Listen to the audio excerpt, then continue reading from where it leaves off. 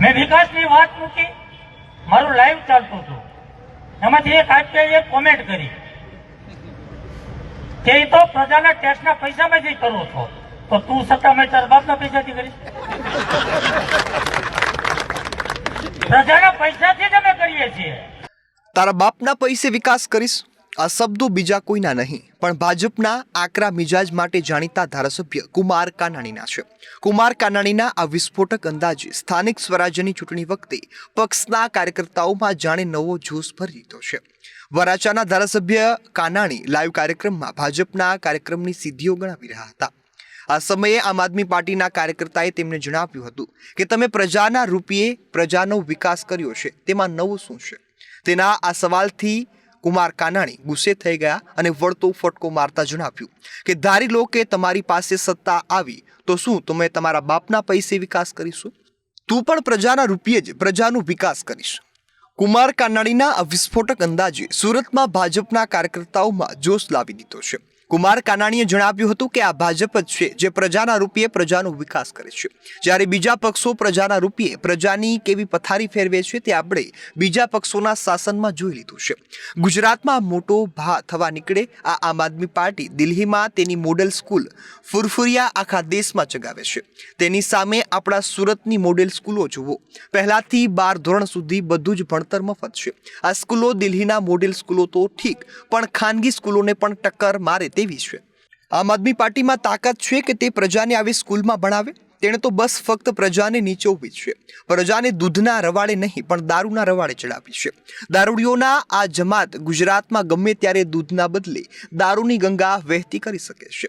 તેઓનું ચાલે તો આજે અમૂલ જેટલા દૂધના પ્લાન્ટ બનાવે છે, તેમાં કરતા ડબલ દારૂના પ્લાન્ટ તે બનાવે છે. હવે આવા પક્ષને ગુજરાત જીતવું છે, પણ ગુજરાતીઓ તેમની ચાલ સારી રીતે જાણે છે, તેથી જ તેઓ તેને જોઈ તેવો ભાવ આપતા નથી. સુરતમાં એક વખત ભૂલથી શું બેઠકો આ લોકોને વધારે મળી ગઈ તો વગર પીધે જ સત્તાના નશામાં મદ રહેવા લાગ્યા છે. તેઓ ઉમેદવારો પણ એવા શોધે છે કે જે ઘડીકમાં ટાઈ ફીસ થઈ જાય.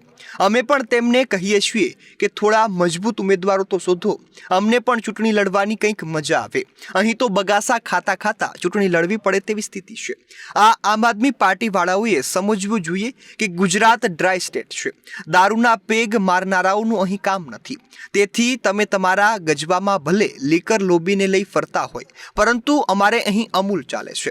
તેથી ગુજરાતમાં દિલ્હીમાંથી દારૂ ઘુસાડવાના પ્રયત્નોને અમે અહીં સફળ નહીં થવા દઈએ.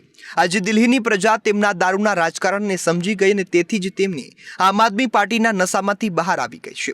હવે આગામી ચૂંટણીમાં જેટલા પંજાબીઓ ડ્રગ્સની લતમાંથી બહાર આવી જશે, તેઓ પંજાબમાં પણ આમ આદમી પાર્ટીના નશાને બહાર કાઢી નાખશે. પણ ગુજરાતની જનતાએ તો નક્કી કરી લીધું છે કે તે આમ આદમી પાર્ટીના નશામાં સપડાશે નહીં. ગુજરાતમાં સ્થાનિક સ્વરાજ્યની ચૂંટણીના બરોબરના પડઘમ વાગી ચૂક્યા છે, ત્યારે આ લડાઈ ફક્ત ગુજરાતમાં ભાજપ કોંગ્રેસ પૂરતી મર્યાદિત રહી નથી. આ વખતે આમ આદમી પાર્ટી પણ પૂરેપૂરી તૈયારી સાથે મેદાનમાં ઉતરી છે. કોંગ્રેસ અને આમ આદમી પાર્ટી જોડાણમાં નિષ્ફળ ગઈ છે. કોંગ્રેસની ટોચની નેતાગીરીએ જોડાણ માટે સ્થાનિક નેતાગીરીની સલાહ માંગી હતી, તો સ્થાનિક નેતાગીરીએ આમ આદમી પાર્ટી સાથે જોડાણની અઈચ્છા દર્શાવી હતી. તેના કારણે આ વખતે વિપક્ષે એકલા જાને રેનું સૂત્ર અજમાવ્યું છે. આ સંજોગોમાં ગુજરાતમાં હવે સ્થાનિક સ્વરાજ્યની ચૂંટણીમાં નંબર 2 કોણ રહેશે તે પણ બધાનું ફોકસ ખેંચી રહ્યા છે. આ રાજકીય સ્થિતિને લઈ રાજકીય વિશ્લેષકોનું કહેવું છે કે ગુજરાતમાં આપ બાપ અને કાપ વચ્ચે લડાઈ છે. અહીં બાપ એટલે કે સમજવું નહીં પડે, પરંતુ કાપ એટલે કોંગ્રેસ તેવો અર્થ થાય છે, કેમ કે કોંગ્રેસ 148 બેઠકો પછી સતત અહીં કપાતી આવી છે. આને લઈ આખા ગુજરાતમાં ત્રણેય રાજકીય પક્ષો એકબીજા પર આકરા રાજકીય પ્રહાર કરી રહ્યા છે. કોંગ્રેસ અને આમ આદમી પાર્ટી ભાજપની નિષ્ફળતાઓ ગણાવે છે, તો શાસક પક્ષ ભાજપ આ બંને રાજકીય પક્ષોને પ્રજાકીય આકાંક્ષા પાર પાડવામાં નિષ્ફળ ગયેલા ગણાવે છે. વળી આમ આદમી પાર્ટીને તો દારૂની પાર્ટી અને પોતાના રાજકીય પક્ષને હવે ચાવાળા પછી દૂધવાળાનો પક્ષ ગણાવે છે. કુમાર કાનાણીએ તેના વિસ્ફોટક અંદાજમાં ઉમેર્યું હતું કે દૂધવાળાની તકલીફ ચાવાળો જ જાણે, કંઈ દારૂવાળો થોડો જાણે. ભાજપને લોકો ચૂંટે છે કારણ કે તેઓ વિકાસને જુએ છે અને હવે તેમને વિકાસ જ જોઈએ છે. વિકાસ એટલે કે તમારો વિકાસ નહીં પણ પ્રજાનો વિકાસ. આમ આદમી પાર્ટીએ જો દિલ્હીમાં પ્રજાને વિકાસના ફળ ચંખાડ્યા હોત તો પછી તેને દિલ્હીની પ્રજાએ હાંકી કાઢ્યા ન હોત. હજુ પણ તે દિલ્હીમાં શાસન કરતા હોત.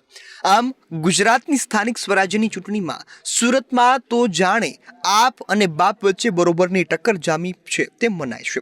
આમ આદમી પાર્ટીએ શાસક પક્ષ સામે સ્થાનિક સ્તરના આટલા વર્ષોના અસંતોષનો ફાયદો ઉઠાવી શકે તેવો વિશ્વાસ આપ્યો છે.